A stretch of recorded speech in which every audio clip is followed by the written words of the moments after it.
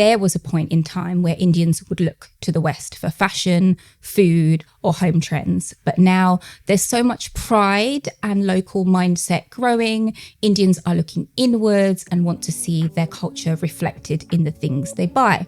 So if you're an international brand, you really need to adapt your offer and make it resonate with Indian audiences. This is Rohini Wahi, APAC Senior Strategist in WGSN, talking about the rise of the middle class in India and what this means for people and business in the region. Rohini is my guest for this episode of Lives of Tomorrow. And in this episode, we'll find out why we are right in the middle of the India moment and why the income pyramid has inverted. As of now, more people are earning more, and the middle income group will be the biggest group in India by 2030. So what does this shift mean? How will it impact the country? And what does it mean for brands and consumers now and in the future? I'm Carla Buzasi, CEO of WGSN, the world's leading trend forecasting company. And you're listening to Lives of Tomorrow, the WGSN podcast about how we'll live our lives in the future. So before we talk about the rise of the middle class in India, rising salaries, and the impact this will have on business in the region, Rohini, please can you introduce yourself to our listeners? So I'm a senior strategist on Insight and I cover Asia Pacific. We craft forecasts across retail, marketing and lifestyle based on consumer behaviour in Asia. But this is the first year that we are covering India for our clients because, as I've said, by 2030, India will become the third largest economy. Its population will surpass 1.5 billion people, and it's going to have an enormous and youthful middle class with changing needs and aspirations. So our content this year, very excitingly, is going to be unpacking everything from retail and marketing strategies in India, youth priorities, India's new influencers, the luxury landscape, the wedding economy, sports and outdoor trends, plus, as usual, anything kind of pivotal that we absolutely need to cover that emerges throughout the year. Cool. So you write about the middle income group in India going to be the biggest by 2030. Can you explain this prediction and what also do you mean, and I'm really interested in this, what do you mean by the term the India moment? Okay, so as we speak, India has just brought home the Cricket World Cup led by cricketing megastar Virat Kohli, who at 270 million followers has 3 times more Instagram followers than David Beckham. The question though is he posting photographs of his chickens and his greenhouses, which is, Beckham's favourite at the moment? He is not, but he's a very handsome man, just the same. So David, by comparison, only has 88 million. Virat has 270 million. So the world has also just been transfixed by the luxurious pre-wedding spectacles of Asia's richest family, the Ambanis. I don't know if you saw them. I did see all of them. I was one of the ones who was transfixed on Mail Online looking at all the different outfits. Yeah, so they had Rihanna perform at just one of their mini celebrations. So then Google, conversely, there's all this celebrity happenings going on. There's all this luxury moments happening. But equally on the business side, Google and Amazon and big tech giants are investing billions in India, and the region is on track to become the world's third largest economy by 2027. So this is a very different India to what we have seen in the past. Yeah. Can I just, Rohini, I was in India earlier this year and I hadn't been for a couple of decades without wanting to give my age away. And it felt very different, as you would imagine. Also, last time I was backpacking, this time I was there speaking at an event. But the heart of India, to me, still felt the same, like cultural attitudes and the warmth of everybody I met. So it's obviously accelerating hugely from an economic perspective. But have other more fundamental things changed? Yeah, so let me set the scene a little. So what we are currently seeing is what I like to call the India moment. So all eyes are on the region. in the last decade, India has made an incredible amount of progress and really transformed its fortunes in a phenomenal way. So lots of factors have contributed. Better infrastructure, the development of high-speed trains, better roads, cheap air travel have all laid the foundations for better connectivity around India, where getting around used to be a little bit bumpy. So this has created really exciting new spots for retail and business hubs. And then the government has also made it really easy for international brands to do business in India with tons of new ease of business policies. So as I mentioned, Google, Amazon are investing billions of dollars setting down their roots and the manufacturing hubs in India and really committing to India. So these are a few of the shifts, but the key factor, however, of this shift has been rapid digitization. So in most of India's history, there has been a huge urban and rural divide. Rural India lacked the education, access to information and goods, and therefore opportunity. So in 2015, India's government launched a campaign called Digital India. And the initiative was to connect rural areas with high-speed internet networks and improve digital literacy. So this suddenly connected the most remote parts of India with the internet. But data was not cheap. It was around $3 for a gigabyte. And for millions of Indians who only earn $3 a day, that's a lot. So what followed was 2 landmark events, and these are epic. In 2016, Jio Mobile, which is a homegrown mobile provider, it was launched by Mukesh Ambani, who is the richest businessman in India. And its launch offer was affordable phones and 4 gigabytes of data, text, access to apps, and all local calls for free for 6 months. Wow. So within 6 months, India went from being 155th in the world for mobile usage to the top mobile data user across the world. And I'm feeling quite emotional like saying this because millions of very poor Indians suddenly had access and entered the internet age. And this was a complete game changer. And the second thing was, okay, now we have internet. How do these millions of very poor people start to use it, make transactions, use it to their advantage, and to make their lives easier? And at this point, India lacked a centralized government ID system. And more than a third of the 1.2 billion population didn't have a birth certificate. 60% of them didn't have bank accounts. And they were completely excluded from India's financial system. So in 2016, the government introduced a really sophisticated and revolutionary biometric ID system, which other developing countries are looking to replicate. And it's called the Aadhaar, and it's voluntary, but serves as a proof of ID and address. And it started with a basic need to provide the population access to public services and government benefits. But the card is now being used across all of India by pretty much every business. So this card has transformed millions of India's lives, and millions of in-need citizens suddenly have access to banking, loans, healthcare, education, social security, driving license, and just a way to belong and be a key part of India's economic systems. So this has been the change. This is the difference it's made. And then around that time, this was all happening, more than 90 million people in India rose out of extreme poverty, which was a historical moment.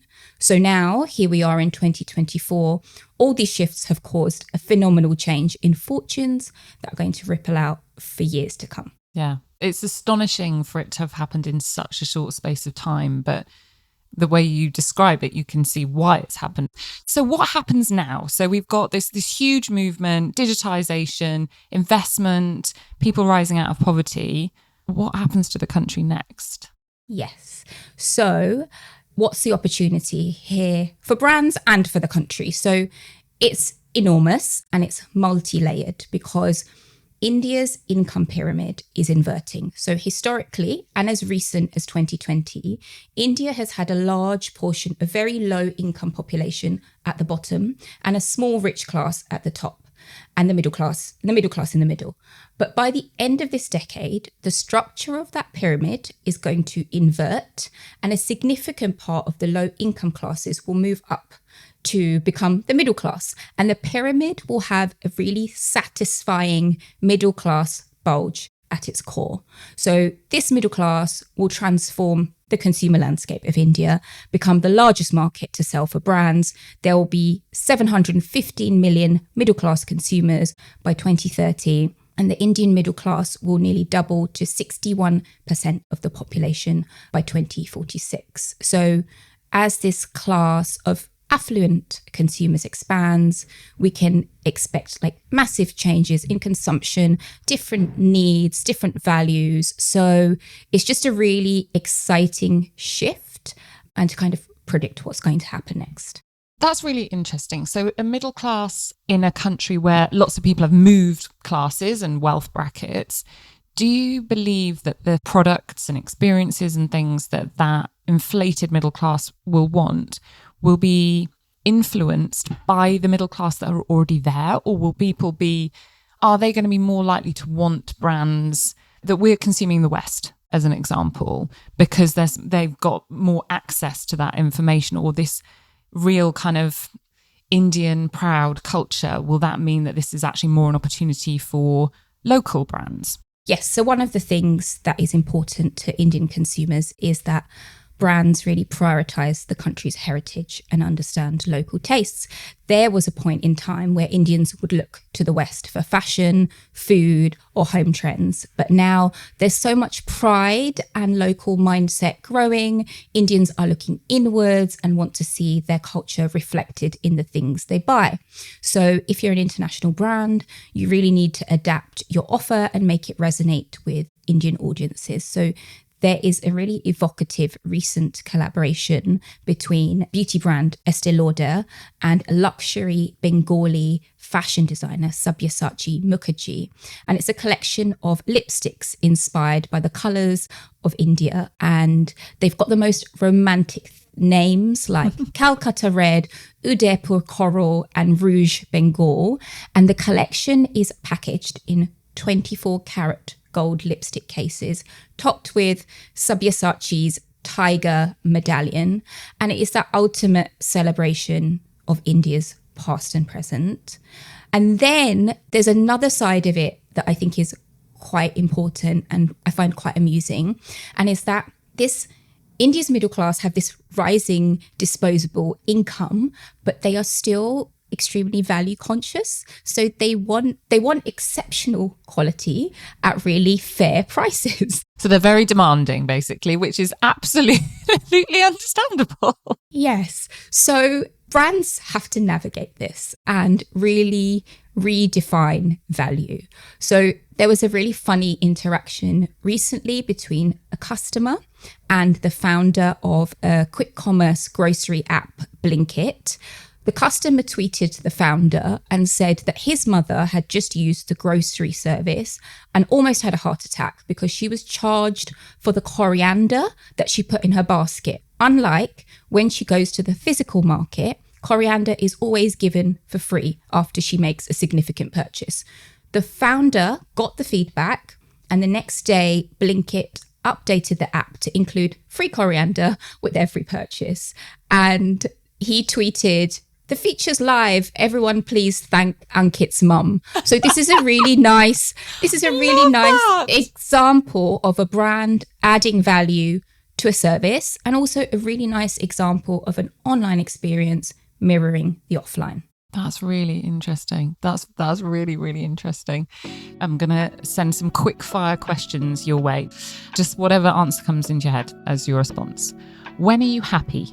When I'm organised. Ah. That is about it. I'm a mum. I like to be on top of things. And if I feel like things are ticked off my list, then I'm happy. Do you have a constant to do on your iPhone notes with the little tick boxes in it? I have mainly like brain lists, which is not a good habit, I think. And I kind of worry that once my memory fails me, then I'm going to be all over the place. What do you rarely share about yourself? I'm quite an open person. I'm actually an oversharer, Carla, so I can't say that there's anything that I don't share with people. I am an open book, and I encourage other people to be so, because I think transparency and just getting everything off your chest is like the best way forward. However big or small, what one day-to-day life hack couldn't you live without? Oh, I've got a new air fryer. So I'm obsessed with my air fryer, and I barely use my toaster anymore. So my air fryer. Once you've got the air fryer, then no one ever goes back. No one ever goes back. But you know what I put in them? I cook all sorts of Indian food in them. So my air fryer, I make aloo tikkis, I make pakoras. So all the fried stuff that you're not supposed to have, like I substitute it with my air fryer, and I'm really happy about that. Amazing. What was the last TV show you binged and had to recommend? I'm watching The Bear at the moment, and have you seen it? Yeah. We're nearly finished on series 3. The minute they dropped series 3, it was like binge watching, and I love it. I mean, it's quite stressful to watch before you go to sleep. That is the only thing I would say. Yeah, well, my whole team has recommended it. So I'm like, okay, this team know what they're talking about. I should watch it. But I'm only in the first couple of episodes, and I'm very confused, and there's a lot of shouting. Yeah. So the shouting continues. I feel I should warn you that the shouting continues. You do need to get past the first few episodes, and then it will suck you in. But I'm quite jealous that you've got that many more episodes ahead of you. I'll continue. Okay. When and how do you prioritize yourself? I'm really good at prioritizing myself, because I have learned that if I prioritize myself, then I'm a really good person to everyone around me. And I've got a little daughter who needs a lot of my resources. So I'm always make sure I have my own space, my own time. I exercise when I can. I have my own space when I can.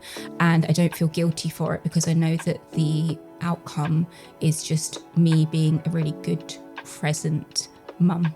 Perfect. Okay, so let's get back to the topic in hand and how this India moment is going to unfold in the future. So everything you've said sounds very, very positive, which is wonderful. And the way you're talking, you believe that this is going to continue. But what is it at the moment? We've had these big steps forward in terms of digitization. What's going to mean that continues? Why will it not stall, I guess?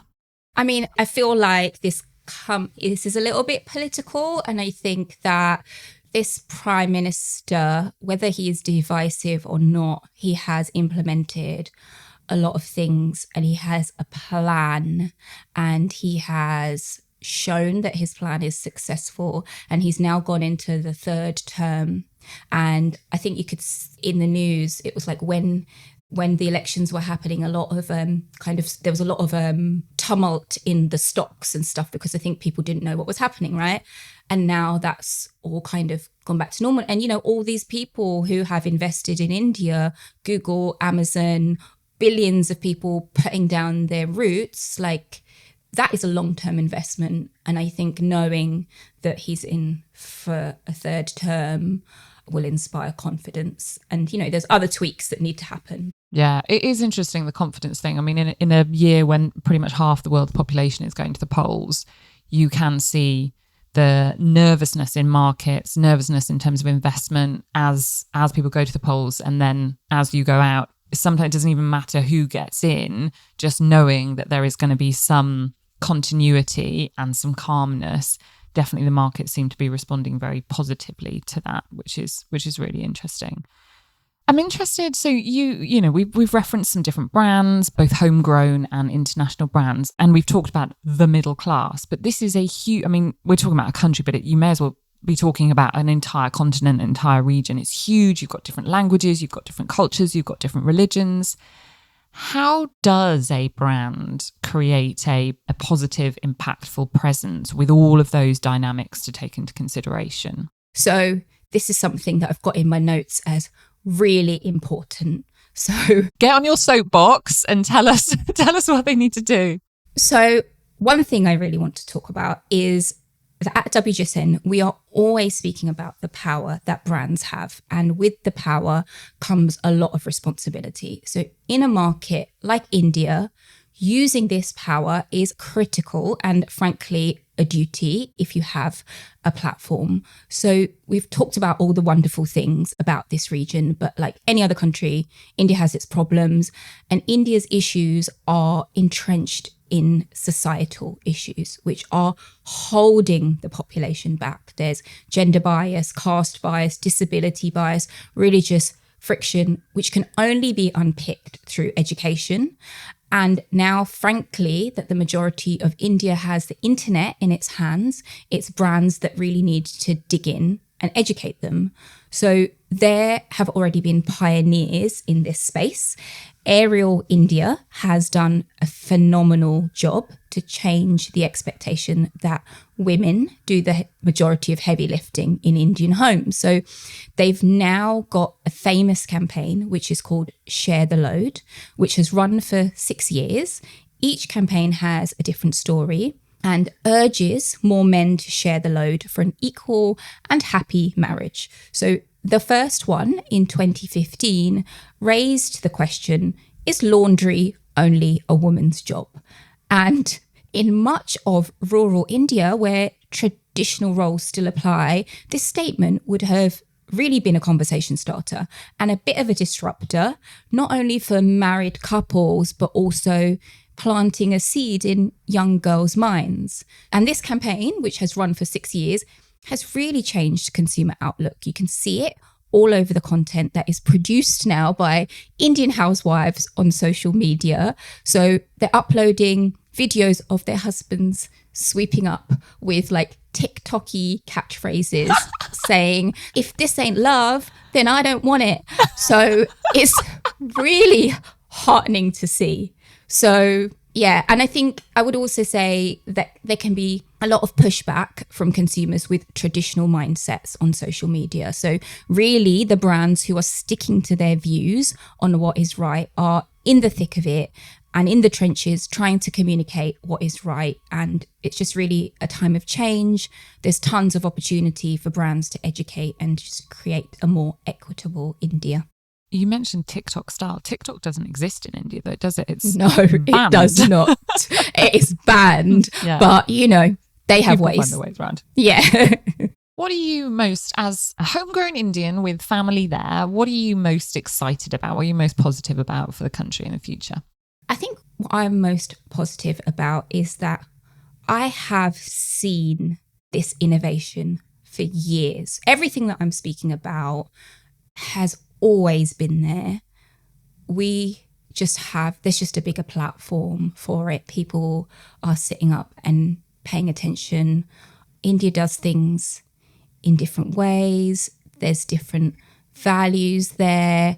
There's something that we're exploring in our trends days, which is the Asian care culture. How do all those Indian nuances manifest themselves into modern innovation? And that's what I'm really excited about. So it's not the elephant in the room, but as someone who's been there very recently in New Delhi, the pollution is still horrific. And I can see that being potentially a blocker for some investment in the country. And also in terms of if people's health is negatively affected, you know, productivity and things like that go down. What's your insight on that front? Is that going to improve? Is there enough investment to make that improve? Do people care? It obviously has to improve, but I feel like at this point in time, India is going through its own industrialization and they are focused on progress and fashion and consuming. It's something that I think it's something that will come as it has with all of us, right? All these other developed countries have gone through the process and they've come out of the other end going, oh, we need to think about sustainability. We need to think about these things. But I feel like for India, it's probably going to come sooner because they've got all this information before them. So I think this process will be kind of like a fast process, this industrialization, and then hopefully we'll start seeing these wider changes. Amazing. Okay. Now, final question for you. Are you more anxious or hopeful about India's future? Oh, there's no anxiety there. Very hopeful. Yes. It's very interesting because you can be hopeful from afar, right? Because you're not in it. But even when I go there, I visit, my mother lives in Delhi. My grandmother lives in Calcutta. Everyone's in awe of what their country is achieving and how they are achieving sort of despite being on the back foot. So I think everyone's very proud and hopeful. Perfect. Thank you so much, Rohini. It was a fantastic conversation. Really appreciate it. Lovely. Thank you. Thank you, Carla. A big thank you to Rohini for joining us this week on Lives of Tomorrow. Next week, WGSN's Create Tomorrow podcast is back with another episode bringing you all the latest in the worlds of product and design. I'm Carla Buzasi, CEO of WGSN, and I'll see you next time.